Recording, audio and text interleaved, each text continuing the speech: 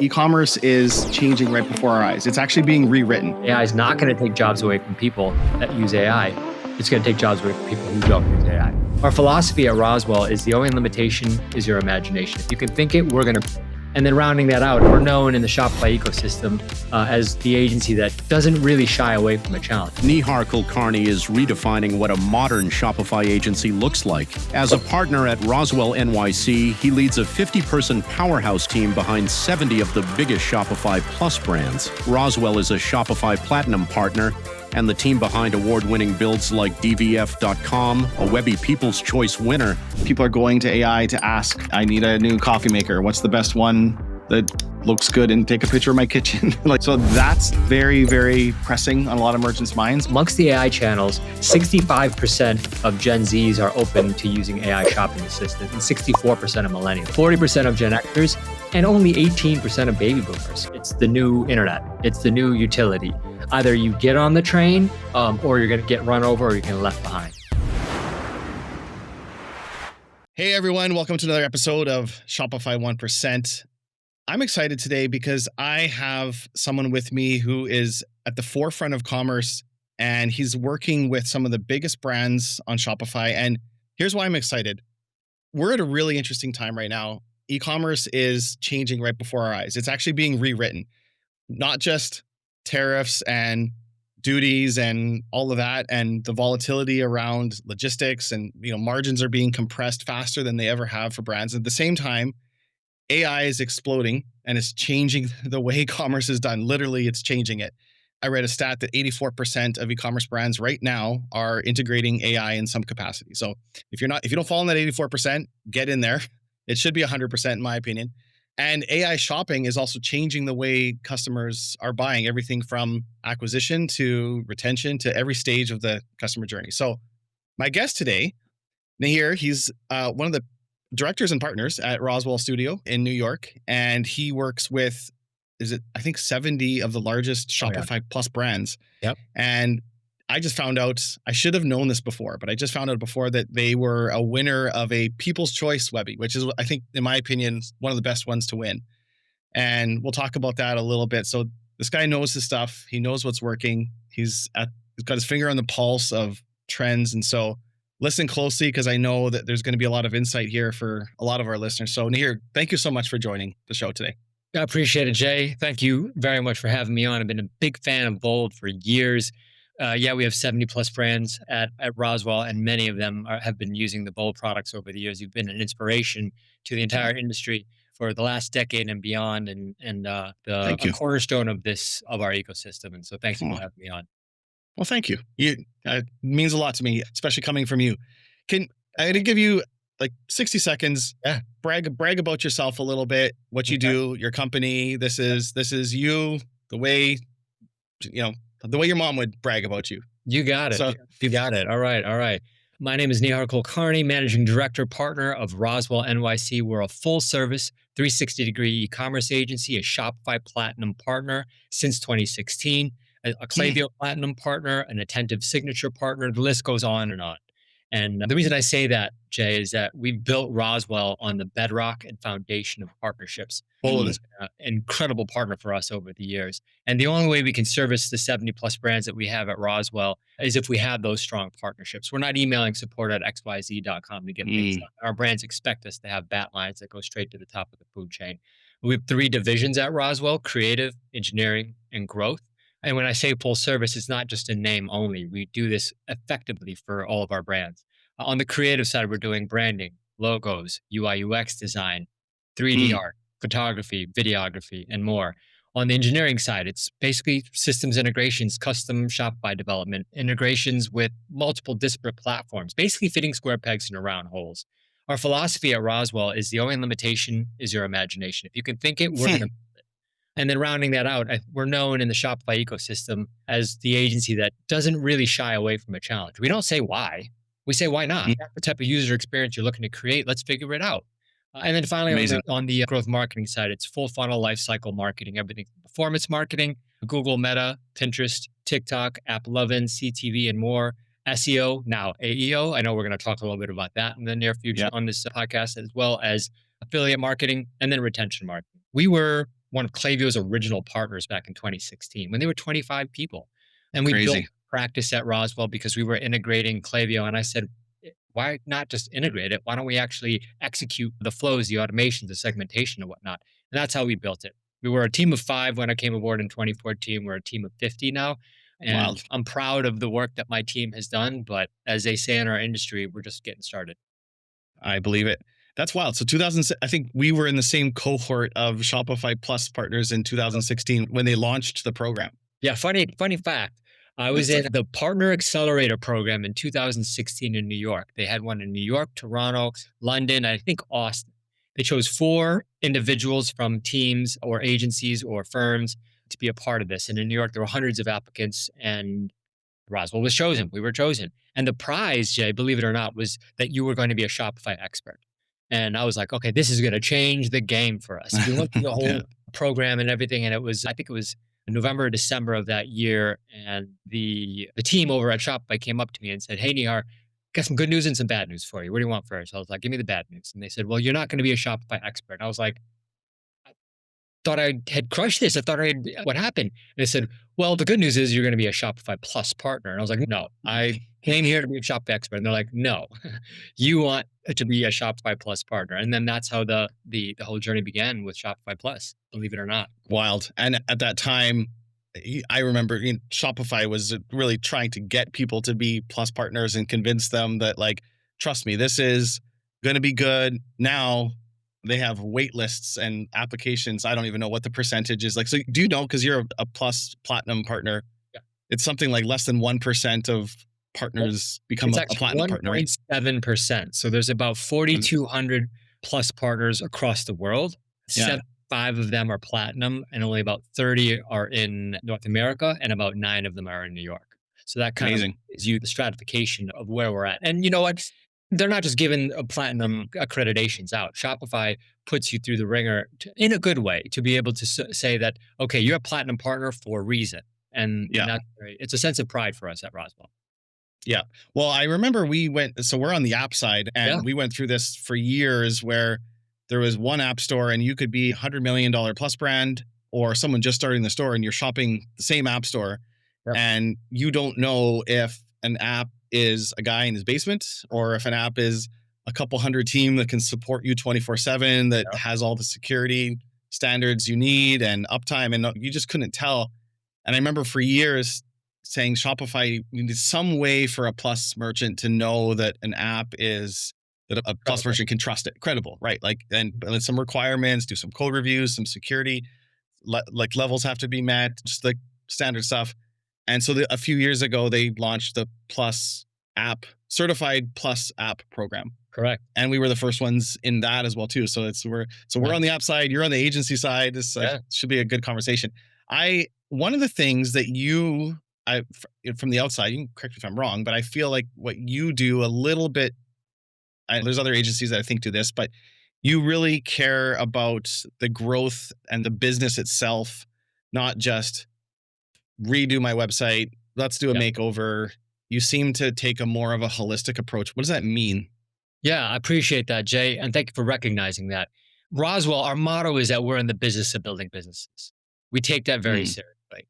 We approach every opportunity as a land and expand scenario, not just for our own profit motives and our own growth motives, but because we know we can help a brand really drive and achieve those KPIs and the revenue levels that they're looking to accomplish.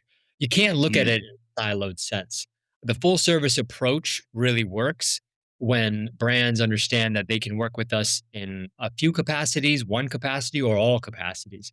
The reason Right. it works is that if there is an issue with a retargeting script and we're not doing paid ads with the brand, we have that understanding on how we can go in and remediate that tracking script so you're not having double attribution on a meta ad spend or something of that nature.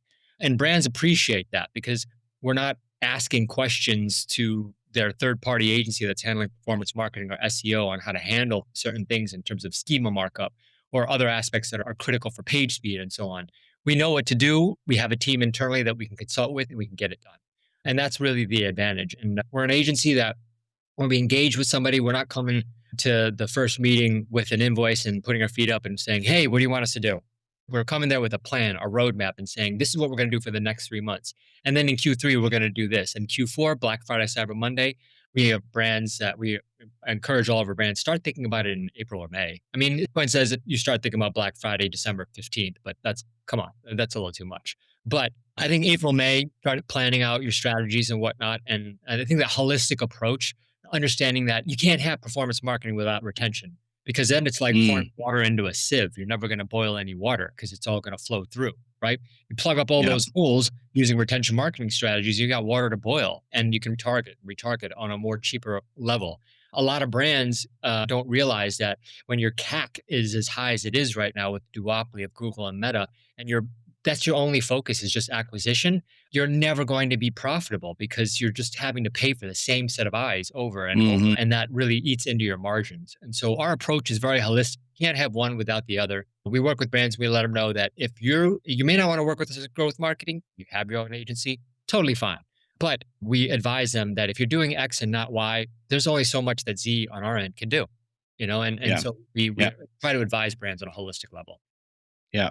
And it's interesting. I feel like that's evolved a little bit. And it used to be that when you would go to an agency's website and if they had everything across the top, like everything from email marketing, copy, website, dev, SEO, product photography, like we do it all.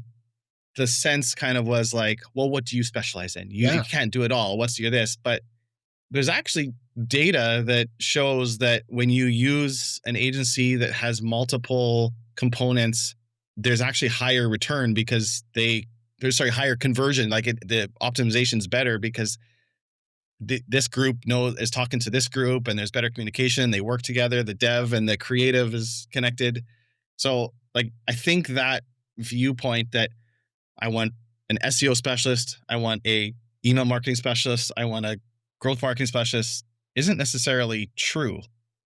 No, not anymore. We're seeing a lot of brands now, Jay, that just don't want to be able to have to juggle between full disparate teams. You have one team for performance, one team for retention, one team for SEO, one team for affiliate, another team for design, another team. That's insane. How many people you have to coordinate with? And you'd have a full-time person. It's ridiculous. And I think a stat that I read that was that brands using integrative creative and engineering and media see up to a 20% lift in conversion rate versus teams. And that's something that's really important that we talk to our brands about, is that we're coming to the table with a holistic strategy on how we're going to grow your brand. And we have out of the 70 brands that we're working with, we have about a dozen or so that are working with us in multiple capacities at Roswell, and they've found it incredibly effective. And the brands that are going up market and into the large account and enterprise realm, they're really understanding and embracing the full service approach for an e-commerce agency because we're all coming into our own. We started out purely dev, then we moved into design, then we moved into retention, and more recent full funnel lifecycle marketing. And I think it's been very effective, Jay. So what's at the top of everyone's mind right now? What are the agencies like stressed about? What are they excited? What is the main conversations you're having with brands right now? I think whether you're a design dev e-commerce Shopify agency or whether you're a retention agency, I think that in 2016, when we first became a Shopify Plus partner, now Platinum partner, it was, I wouldn't say it's the Wild West, but it was the beginnings of the modern day e-commerce agency. There were, you go and look at a number of brands and you target them and whatnot, chances are they weren't on Shopify in 2016. And there was opportunities for migration and for a number of platform expansions and whatnot. Chances are they weren't on Klaviyo. Chances are they weren't doing subscription in the right way. And so the opportunity for migration and integrations was so much more. Now, fast forward 9 years later, we'll be 10 very, very shortly. The brands that we're approaching right now, 9 out of 10 times they're already on Shopify. 9 out of 10 times they're already on Klaviyo. 9 out of 10 times they're using Yapo, they're using Recharge, they're using Attentive, they're using all of the standard tech stack, they're using all the bulk commerce apps. And so the challenge that we're talking about with agencies is that how do you present value to a brand that isn't related to a migration or to a tech stack overhaul or things of that nature? You got to look at their business and understand where are the knobs that I can tune to really ratchet up AOV, ratchet up LTV, increase frequency of purchase, bring customers back to the site. How can I leverage AI tools to be able to squeeze every dollar possible out of a cohort and so on? And I think that's really what is on the mind of a lot of agencies, is that along with AI disruption. Yeah. I think the concept that we're trying to implement at Roswell is that we're billing for our brains, not for our hands anymore. And that's really important. I think there's a small window of opportunity within the next 2 years that agencies can do that. Because once the AI tools become ubiquitous and best practice and standard, it's going to drive the price down with all the freelancers all over the world. And brands are going to say, well, I'm not paying that amount for this type of service because I can get it elsewhere. And that's going to depress the price, but not the value. And so within Mm. the next 2 years, agencies that really embrace AI, optimize their delivery processes and sales processes and value processes are really going to be successful because you can do 3x, 4x, maybe even 10x the volume of work you can do with the same person. Lastly, I'll just leave this with you is that AI is here. AI isn't going anywhere, and it's the new internet. It's the new utility. Either you get on the train, or you're going to get run over, or you're going to left behind. And that's really what's Mhm. happening. AI is not going to take jobs away from people that use AI. It's going to take jobs away from people who don't use AI. Yeah, agreed. So, what are some of the ways that you're seeing brands, I guess, two questions, use AI for e-commerce? And also, the second question I want to ask is like, I think it's the number one question I get asked is like optimizing for AI. Like, Sure. it's SEO will always be SEO, but more and more people are going to AI to ask, I need a new coffee maker. What's the best one that looks good and take a picture of my kitchen? Like literally. So that's very pressing on a lot of merchants' minds. And then also I get this question a lot. I know I should be using AI for my store. I know I should be using things like AI to turn my images into video and things like that. And I don't have time to explore it. I need to book off a week and play with AI to figure out the things, but maybe we could fast track some of that. Like, what are some ways that you see some of the top brands using AI to run and improve their business? And then let's talk about getting found through AI. Yeah, for sure. Great questions there, Jay. And getting started, it's just you have to understand the market, the openness to using AI shopping assistants now. You have boomers, Gen Xers, millennials, and Gen Zs in the market, and soon to be Gen Alphas, right? It's interesting. I read this the other day. Amongst the AI channels, 65% of Gen Zs are open to using AI shopping assistant, and 64% of millennials, 40% of Gen Xers, and only 18% of baby boomers. In terms of AOV, plus 30% AOV on orders attributed to AI searches versus traditional channels. And so for brands, in terms of embracing AI, what's important is not just understanding how it can be an enhancement or augmentation tool for delivering your own assets on the site. That's obvious. You can use Yeah. AI for copy. You can use AI for images. You can use AI to even code if you want, to do some basic things on the front end of your site. But what AI is really going to do to drive revenue is increasing that conversion rate on site. Using AI sales agents, like Gorgeous has a fantastic one, right? When you walk into a store in a brick and mortar location, someone looks at me and they'll say, "Oh, you're a size 32 waist, 34 long," right? I can kind of tell. And here's some jeans that you might like, and here's some tops that go with it. And I'm like, I don't really like that type of color. Okay, well, what about this? And so on and so forth. This AI sales agent is allowing you to do that at scale. Mm. It's so critical. On the growth marketing front, obviously everything with performance marketing is going to be AI driven in terms of optimization in the near future. When it comes to retention, email and SMS, if you're still doing batch and blast brands, you're not doing it right. You have the ability with AI right now to create these AI powered segments that are so precise in terms of what the interests of that group are that you can go in and say, "Hi Jay, I noticed that you really like white hats and black t-shirts. What do you think about this brand, or what do you think about that, and or this styling of trousers or pants that might go with it," and so on. And the important thing to note is that the subject lines, the content inside of the message that you're creating, the actual imagery and all that needs to be personalized. AI, if you're doing it right with as a brand, is for personalization. It's creating a one-to-one bond with that customer at scale. And that's really how brands are going to be able to embrace and really drive revenue amongst their competitors that aren't using AI, because you're talking to a customer on a level that is meaningful to them. And AI shopping isn't going anywhere. I mean, it's a year from now, a year ago, it wasn't even a thing. Now you have Yeah. Shop integrated with Perplexity, with ChatGPT. It's going to be everywhere. The other day, also, I was having lunch with somebody from the C-suite over at Gorgeous, which is one of my favorite platforms out there. And it was the first cold day in New York, and he was shopping for what seemed like gloves on his phone while we were just ordering food.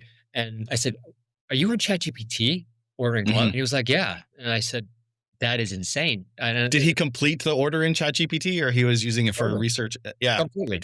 And Yeah. it just dawned on me that the way people go to Amazon is just buy basics, toilet paper, gloves, just things like sunglasses, just basic things that you need, but that it doesn't require a lot of thought. But you want to make sure you're getting the right product, right? Yeah. You're not going to buy a $4,000 iron door on ChatGPT. You're not going to buy a $15,000 necklace. Anything over $200-300, you're probably going to want to actually go to the site. So it was important to be found in AI search results, and that's really important for brands to understand when they're embracing AI, but also understand that the opportunity for commerce within the AI chatbots is going to get larger and larger, especially as the Gen Zs and the millennials start moving more so into the positions of power with discretionary income that they can spend.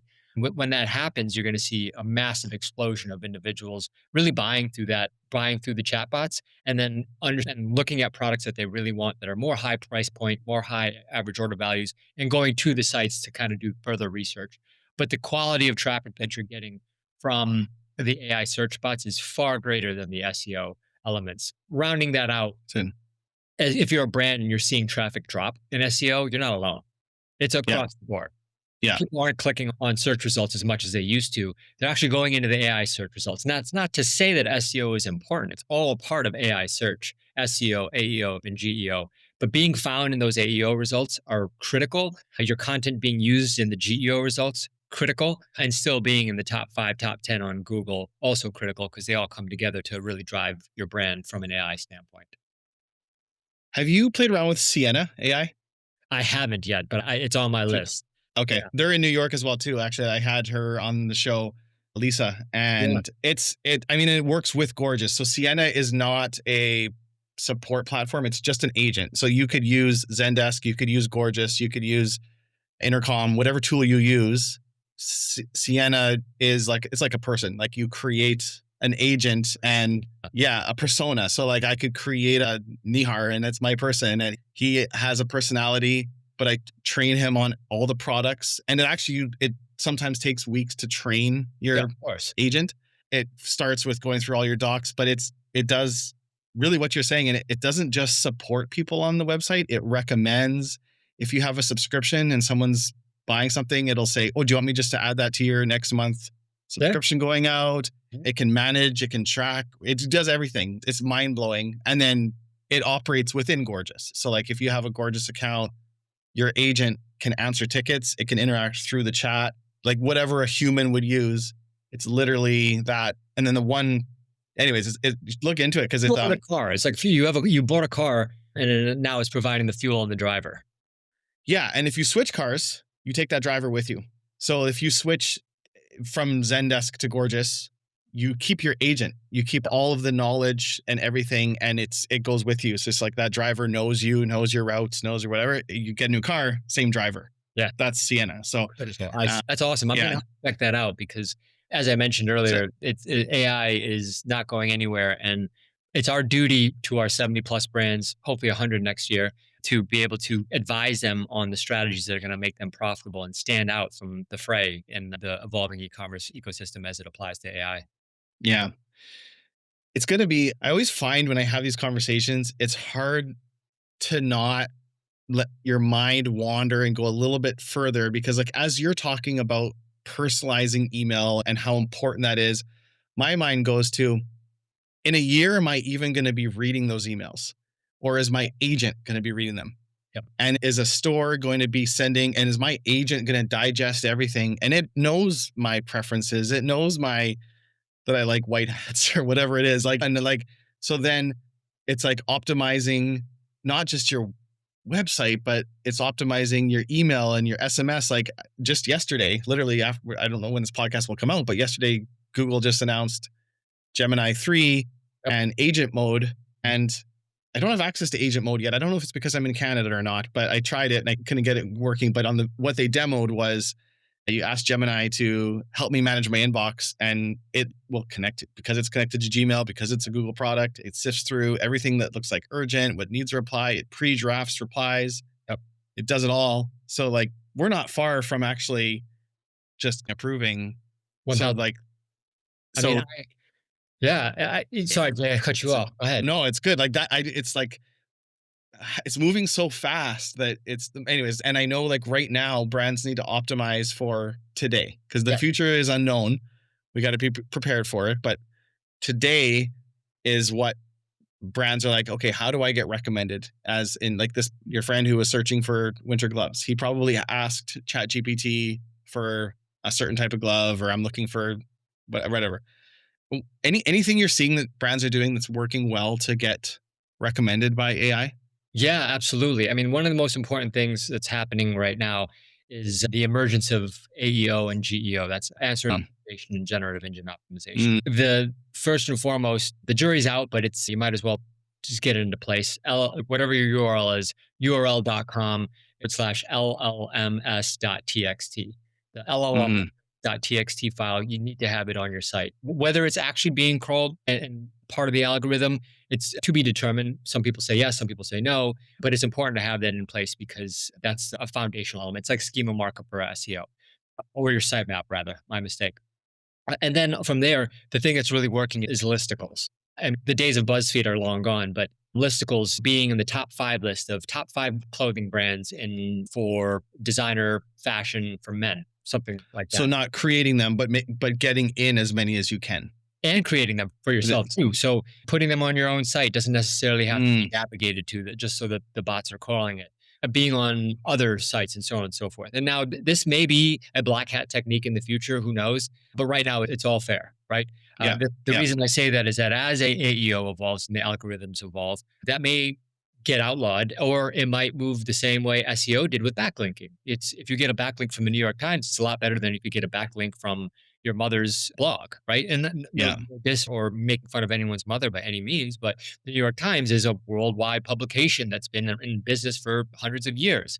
And so mm, getting understand when the algorithms understand that this listicle is far more important than this listicle, that's when you're going to see things changing. But right now, the opportunity is ripe for brands to be able to do that.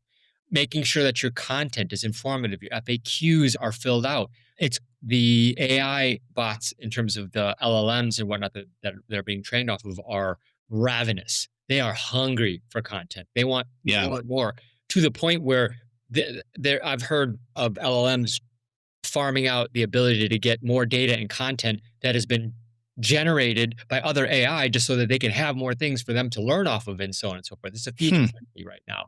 And so for brands looking to get found, it's really important that understand what are the principles of AEO and GEO. If you don't know them, reach out to us at Roswell. We have a blog post on our site. Sorry, shameless plug, but we can help you. AEO and GEO are going to be probably the fastest growing segments in our industry in 2026 and beyond. yeah. I'll share a couple wins that I heard of recently, and I agree with you. Like, I think right now it's exciting or scary depending where you are. I think the best analogy I can think of is like you're playing Monopoly, and you're kind of 3/4 of the way done the game, and most people have their properties and their hotels, and someone's got Boardwalk, but the board just got shaken up, and everyone lost their properties. And like so, like if you had Boardwalk and you had the good properties and hotels on it, you're mad. But if you didn't, right now is like a golden opportunity where you can take advantage of this time. And it's like going back 20 years when SEO could maybe do things that you can't do now, right? Exactly. Um, You nailed it. a couple things I've heard, I'd love to get your thoughts if you're seeing brands doing this too. One is like, I mean, FAQs is huge, like even 20, 50, 100 FAQs on the page. Run your tickets through an AI, ask it to pull out all the pre-order type questions, put it on there. I noticed a lot of reviews apps are starting to have a ask a question section Huh? and then populate it. So for merchants listening, like I know Judge Me does this, I know Reviews.io does this. I haven't like played with all of them, but I know a lot of them do. Answer those questions and let it populate on your site because that's gold. The other one is actually we did this a week ago and we're seeing it work. We added a link, not on, we haven't done it yet on boldcommerce.com, but we have Bold Match, which is like a development agency matchmaker Yeah. website, which actually I can't remember if Roswell will be on there for Let's sure. get it. Yeah. Yes. But on the bottom, we added a link that says, hey, AI, click here. Like literally like, hey, AI, click here. And then we made an AI info page. And then we told, literally talking to AI said like, hey, AI, this is what this website is about. This is what we're trying to do. This is the demographic. This is exactly what we're trying to, there's no fee for this. Like it's a long page about everything about it. And now we're noticing ChatGPT actually use the content that we put on that in their things. If you say, what is Bold Match about? It's actually using the AI info page. And it was just a test. We put a page and we said, this is for LLMs to understand what we're doing. So it's not the text file. We still do that. I agree. But this was just like a public facing one that we put on. That's amazing. And we're seeing it work. So I don't know. It's right. Like it was a total test. So that's how things are happening right now, though. Test, iterate, revise, release, and do it all over again. And I applaud you for doing that. That's a very smart move. Yeah. The only other thing I'll add on is we're seeing some brands have AIs pick up metadata, and we're seeing some brands put on details about the products in meta fields. And the example, actually, I was talking to someone the other day around fishing lures. And so, like, if you're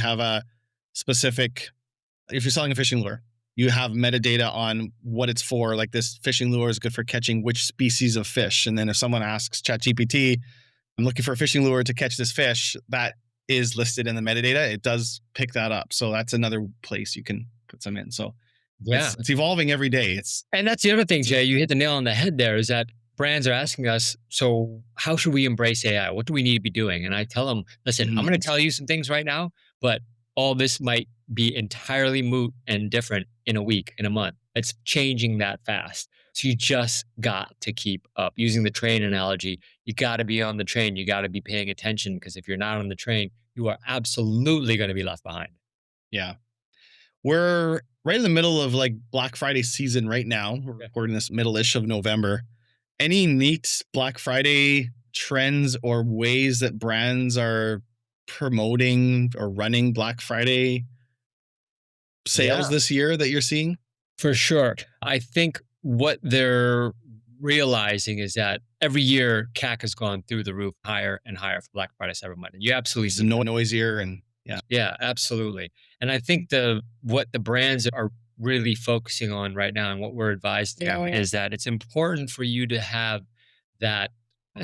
it's important for you to engage in performance marketing, all the channels throughout the Black Friday, Cyber Monday. But it's highly critical for you to have a very fine-tuned retention marketing strategy that's going to be able to retarget customers effectively. One of the biggest we've seen with brands that they have implemented is not removing or suppressing profiles of customers from a drip campaign during Black Friday, Cyber Monday after they've purchased. And that is a huge issue that we let our brands know. If someone buys on Black Friday, right, and you're doing a 20% off sale, and it's a progressive, 30% off on Saturday, 40% off on Sunday on select products, and Cyber Monday, the last dash, 50% off of select products or whatnot. How mad would you be as a consumer if you're getting those emails on Saturday, Sunday, and Monday after you just bought what you wanted at 20% off? Furious, right?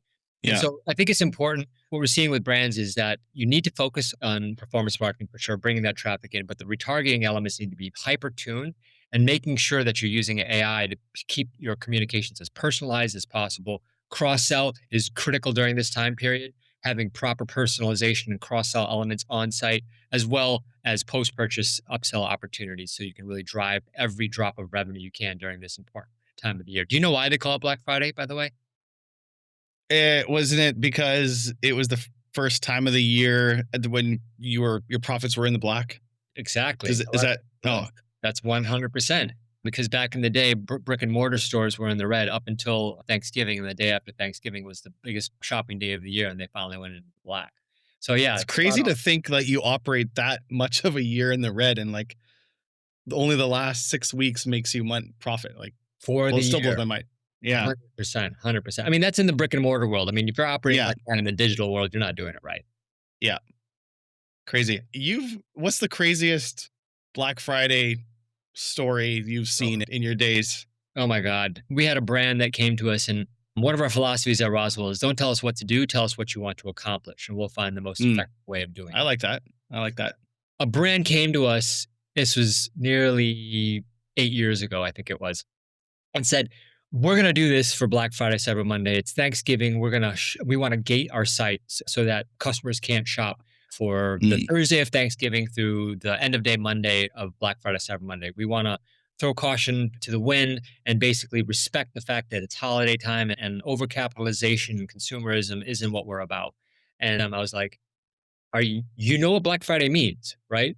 And but two, you know that this is the biggest shopping week of the year for a reason. And they said, we get that, but we'll be fine. And they had us take the site. We gave them every word of caution. We told them this is a horrible idea, so on and so forth. We did it because they asked us to do it. But we gave them every disclaimer saying this is a horrible idea. And needless to say, a year or two later, they were out of business. Oh, that's wild. But that's hard to say, like, to know, because like Patagonia is famous for their New York Times ad that said, "Don't buy this jacket." Yeah. And what's that photography company? They're in New York. Their website is actually turned off on Sundays. Oh, no, that's true. It's true. Shoot, I'm drawing a blank on their name, but they're very like religious and traditional. But they're one of the biggest BH photo. Oh, B&H. Yeah, B&H. Yes. Yeah, B&H. Yeah. I don't know if they still do it or not, but their website was closed on Sundays the same way that brick and mortar stores close on Sundays. And so it's hard to know. Like sometimes those things could play in your favor or they could be a total backfire. But it's a branding thing. I mean, Patagonia is Patagonia. I mean, yeah, it's a legendary brand. This brand in particular wasn't, and not to say that it didn't have the potential to be, but it wasn't at the time. And I think that in the digital ecosystem of e-commerce, if somebody wants to buy, let them buy. It's not causing you more overhead. You're not having someone to actually be there on Thanksgiving or Black Friday, Cyber Monday, dealing with that particular customer at that moment of time at 11:59 p.m. or in the afternoon or whatever the case may be. Let them buy. If that's what they want, let them buy, right? At the end of the day, selling out just means you need to put more on the shelf, and that's a good thing for a brand. Yeah, agreed. Okay, before we get on time here, I want to talk about this website. Absolutely. Let me throw it up here real quick. Okay. Claudia Gonzalez over at Diane von Furstenberg. She's absolutely fantastic. Head of e-commerce there. She crushes it and gave us the opportunity to redesign this site and put her faith in us. And I think we delivered with that Webby Award. The website, but you can go to it. It's dvf.com. And this is the one that won the People's Choice Webby Award. And there's a lot about it that I love as I scroll it. What are you most proud about with this? Like, what is it like? If there's something that you could say that you love about this site that you might tell others, like, this is something that we love, and sure, that you would encourage others to maybe do as well. Absolutely. So we were tasked in November, December, about a year ago, actually, to date, to be able to take their current legacy site and transform it digitally into a high-performing conversion rate optimization site, had all of the best practices baked in with a number of integrations with different platforms that all made sense.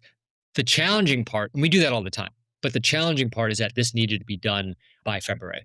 So that's not a long period of time in development world. So what I'm really proud about is that the team came together. We knew what we had to do, we knew what we had to accomplish, and we had to create a class site through our creative team, through our engineering team, through our systems integrations team that really drove not just revenue and conversion rate, but maintained the brand essence. DVF is a legendary brand. And the namesake, Diane von Furstenberg, I mean, she's a legend all over the world, all over the fashion industry. And under Claudia's leadership over there and our collaboration with her, we were able to deliver on that. And that's what I'm most proud about, is the fact that we had a crunch of a timeline. We had an enormous task in front of us to be able to maintain the brand essence, but bring it digitally into the current state of where it needed to be from a digital transformation standpoint, with applying and adhering all the best practices, and then delivering all of that in a very short period of time. And in doing so, we were able to create what you see right now, but on top of that, win a Webby Award. And that was something that I think was really powerful. It's a beautiful site. It's clean. It's elegant. Great photography, but in loads, like super lightning fast. I mean, huge congrats. I know how hard Webby Awards are to win, and it looks beautiful. So I would encourage anyone listening, just go to dvf.com and check it out. Click around, go to the pages. Check out the Black Friday, Cyber Monday sales. Yeah, I actually went on it. Something I loved they did. I don't know if it did. Is I don't usually sign up for emails when I go on a site, but this actually really encouraged. I was tempted to because for an extra 30% off. Yep. So this is very, to your point, relevant. It's to the page I'm on. It's an extra 30%. It's not just the generic one that's on the homepage. Like, I thought this was awesome. And I bet you they're going to get huge opt-in from this on the Black Friday page. Like, so a little tidbit for those that are listening is that if you're trying to reverse engineer your retention marketing strategy, if you're not yielding 30% plus of your revenue from email and SMS, you're leaving a lot of money on the table. If the amount of customers returning to your site, returning users, returning customers, two different things. If your returning users aren't at least 20%, you're leaving money on the table. The way you can reverse engineer the type of revenue you can get from email marketing is look at your current stats in terms of sessions, look at your percentage of customers that are returning, and then understand what the conversion rate is for all customers and what would it be if you increased your returning users to 20%. And typically, if your retention marketing strategy is on point, your conversion rate for returning users should be double the conversion rate for overall users. Using that math, you can understand how much money you're leaving on the table. With the Welcome series, you should be you should be increasing your list growth from between 3 and 5% of your unique users on a monthly basis, and they should be converting at around 4 to 6% of after entering in the Welcome series campaign at your average order value. You do all that math, you can understand how much money you're leaving on the table. Yeah, that's super good benchmarking to know, because I think a lot of people are kind of flying blind thinking they're doing good when there may be lots of opportunities still. So amazing. This has been great. I know we're at time here. You're a busy man. You got to run. Thank you so much. My 100% pleasure. Where can people find you? What social media platforms are you active on? And where would you like to send people to learn more? Absolutely. So check us out at Roswell.NYC. Super simple. Roswell.NYC. You can reach out to us at buildmybusiness@roswellstudios.com. Again, that's buildmybusiness@roswellstudios.com. Reach out to me on LinkedIn. Check us out. Check out Roswell on LinkedIn. Those are the main spaces we're at. And check out our IG page. Check out our blog. We're doing lots of cool things. Brands love us, and not just because we're able to deliver results, but because we come to the table with a plan. We're proactive, and we live up to our motto that we're in the business of building businesses. Amazing. I'll put that all in the show notes as well. Thank you so much. Thank you, Jay. Appreciate your time, and I'll see you soon. And we're going to have you on the orbit at Roswell soon. Amazing.